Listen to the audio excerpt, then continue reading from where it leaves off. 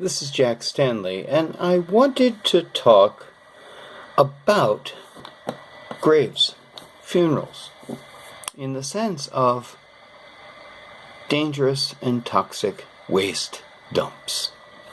Now, we don't think about this too much, to be honest. It's not something we like to think of too often, but since the 19th century, when modern embalming started, you have to understand the body, before that time, you would put them in a casket, and the body would go through putrefaction, and it would be basically reduced to a skeleton pretty quickly. We started, mainly during the time of the American Civil War, having a mania for body preservation.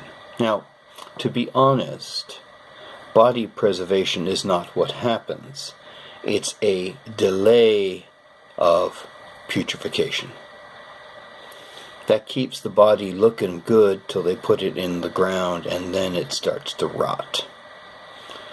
But the thing is, they used arsenic in the 19th century, but that led to the perfect crime. You kill somebody with arsenic and have them embalmed. But in later years, we have embalming fluids, which contain something called formaldehyde. And if you think about this, think of the millions of people who have been buried.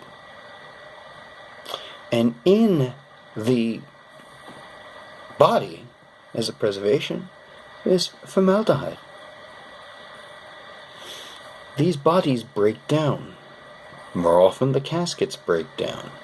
Often the liners that the caskets are put into, and many times there are no liners for the caskets. And this all seeps into the ground. Now, we never, ever really think about this. But think of the toxic waste dumps that are all around cemeteries.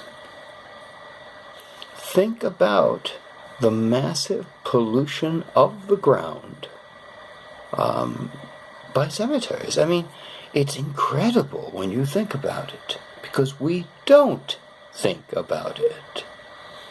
And it's something that we should really start thinking about as time goes on, because I'm of a belief, if you have to bury somebody, why embalm them at all? Put them in the ground and let them rot. That's what they're going to do. The only thing that embalming does is slow the process. They're going to rot anyway.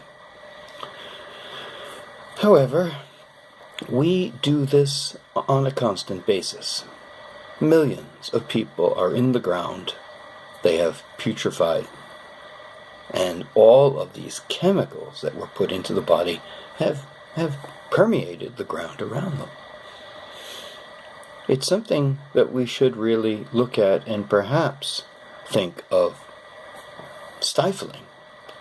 Now, the preservation of the body is an important thing for a lot of people. We have a various array of religions, of various ideas and various thoughts about a different life after death, if there is such a thing.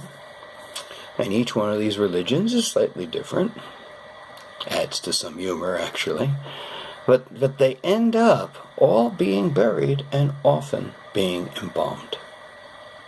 So the next time you walk through a cemetery, or the next time someone in your family is getting prepared to be laid out, remember that within their bodies is a whole myriad of chemicals.